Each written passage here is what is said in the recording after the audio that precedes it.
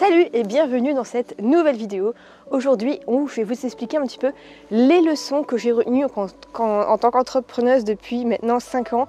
J'ai commencé vraiment à m'intéresser au marketing internet depuis 2013, mais je me suis lancée vraiment en 2015.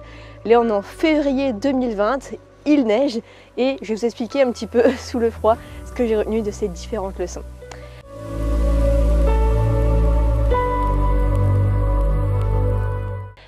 Alors la première leçon, c'est que vaut mieux être seul que mal accompagné.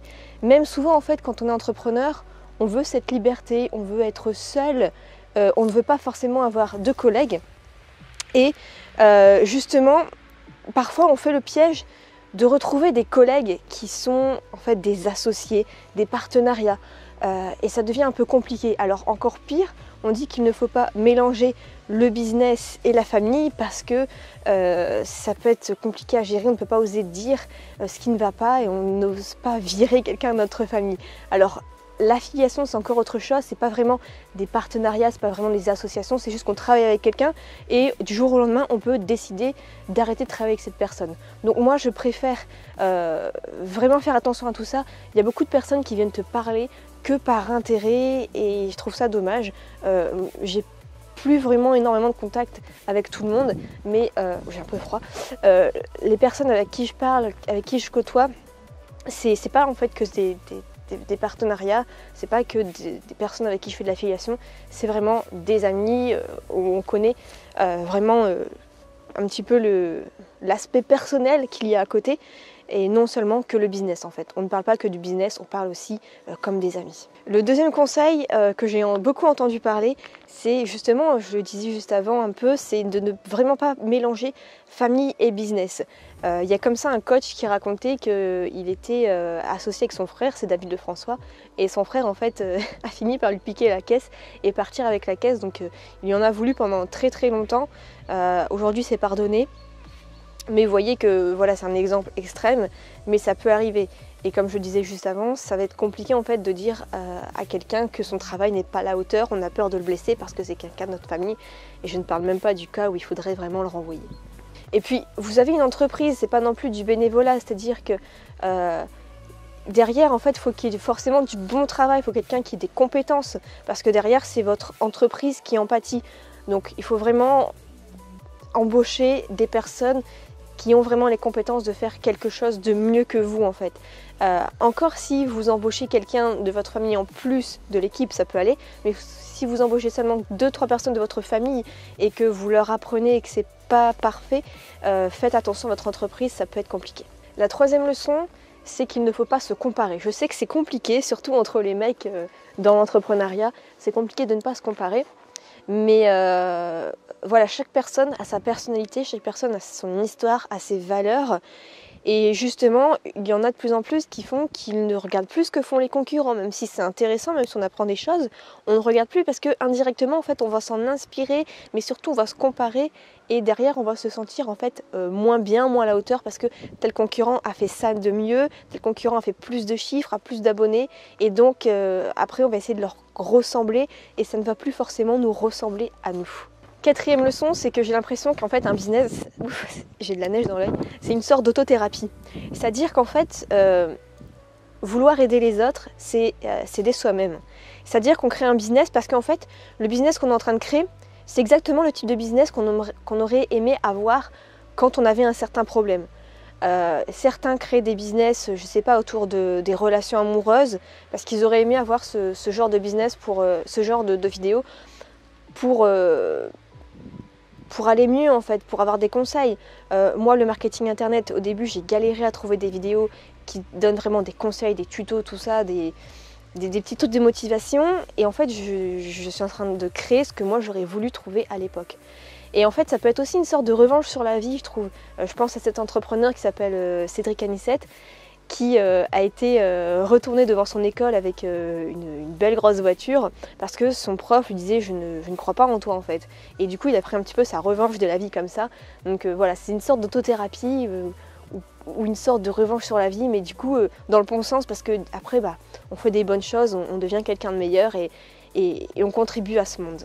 Cinquième leçon, c'est que en fait, le développement personnel il est voire autant important que d'apprendre les stratégies de marketing. C'est-à-dire qu'on découvre en fait qu'il ne faut pas simplement appliquer des stratégies si le mindset derrière ne suit pas. C'est-à-dire que l'état d'esprit derrière, si tu as toujours des croyances limitantes, ça ne va pas fonctionner. Donc pour ça, je recommande tout simplement de lire les bouquins d'Anthony Robbins qui sont très bien pour croître mentalement. Après, essayez de vous entourer d'autres entrepreneurs aussi, ça marche super bien. Mais en tout cas, le développement personnel, il est autant important que les stratégies. Il ne faut vraiment pas le négliger. Au niveau des bouquins à lire, par exemple, je lis moitié marketing, moitié développement personnel. Sixième leçon, c'est que l'argent amplifie tout simplement qui on est de base. J'ai vu des personnes à la base qui étaient très mielleuses, très gentilles, très timides. Et une fois qu'elles ont eu de l'argent, se sont transformées en véritables gourous qui faisaient peur aux gens, qui arnaquaient les autres, qui montraient une personnalité vraiment pas sympathique. Et en fait, j'étais choquée de voir la transformation. Elle m'a dit mais non, en fait cette personne était déjà comme ça de base, c'est juste que l'argent amplifie qui elle est réellement. En fait, ça fait un peu tomber les masques. Avec l'argent, on pense avoir beaucoup de pouvoir, on a cette liberté, donc on a cette liberté de faire ce qu'on veut. Peu importe ce qu'on fera, on aura de l'argent derrière. Et du coup, ça fait tomber les masques et on voit les véritables personnalités. Et on voit qu'à la base, la personne n'était pas vraiment elle-même, et quand elle devient elle-même, c'est vraiment pas beau à voir. Je pense par exemple à Justin Bieber aussi, qui est un chanteur, oui, mais derrière, en fait, il faut voir, c'est quelqu'un de très généreux, et c'est un des chanteurs qui donne le plus aux associations, vraiment, qui aident, qui a un cœur énorme. Donc, à la base, il était comme ça, et du coup, avec l'argent qu'il a, ça amplifie qui il est, et contribue beaucoup plus dans ce monde. Septième leçon que j'ai apprise, c'est que stagner, c'est regresser dans l'entrepreneuriat. C'est-à-dire que si vous mettez en place un système automatique qui travaille pour vous et c'est tout, vous arrêtez, du coup, c'est bien, ça va tourner tout seul, mais en fait, vous pensez que ça va stagner, mais en fait, non, ça finit toujours par régresser. Si vous n'apprenez plus rien, si vous ne mettez pas en pratique de nouvelles choses dans votre entreprise, vous allez régresser. Donc, c'est pour ça, en fait, que les entrepreneurs veulent toujours aller plus au niveau du chiffre d'affaires, parce que, on va dire que s'ils n'évoluent pas, ils sont sûrs que par derrière, au final, l'entreprise va finir par se casser un peu la gueule. Il faut toujours aller au niveau supérieur parce que c'est de plus en plus dur et c'est vraiment nécessaire. Huitième et dernier conseil, c'est qu'il faut vraiment être passionné à fond pour ce qu'on fait parce que c'est dur, c'est pas facile. Parce que, par exemple, je lis un livre par semaine en moyenne depuis environ 5 ans dans le marketing, le développement personnel. Est-ce que j'aurais fait ça dans mes études de droit? Mais pas du tout. C'est là qu'on voit la différence en fait. Si vous êtes vraiment passionné, vous allez avoir 90% de plus de chances d'y arriver. Parce que il faut apprendre tellement de choses, vous allez connaître tellement d'échecs, vous allez devoir apprendre tellement et toujours à la page qu'il va falloir y passer des heures et des heures et des heures et des heures. Les heures, en fait, on ne les compte même plus. Donc si vous n'êtes pas un minimum passionné, vous allez finir par laisser tomber. Voilà pour ces petites leçons. Je vais rentrer parce que je commence à avoir un peu froid et je vais rentrer et me mettre au chaud. J'espère que ces petites leçons vous auront aidé. Dites-moi vous quelles sont les leçons que vous avez retenues dans l'entrepreneuriat. Parce que c'est vrai que tout ça on finit par le découvrir parfois au fil des années. Et si vous avez des conseils à donner pour les personnes qui débutent en fait pour entreprendre, ça serait vraiment sympa. Donc dites-le moi en commentaire. Je vous souhaite une excellente journée. Ciao.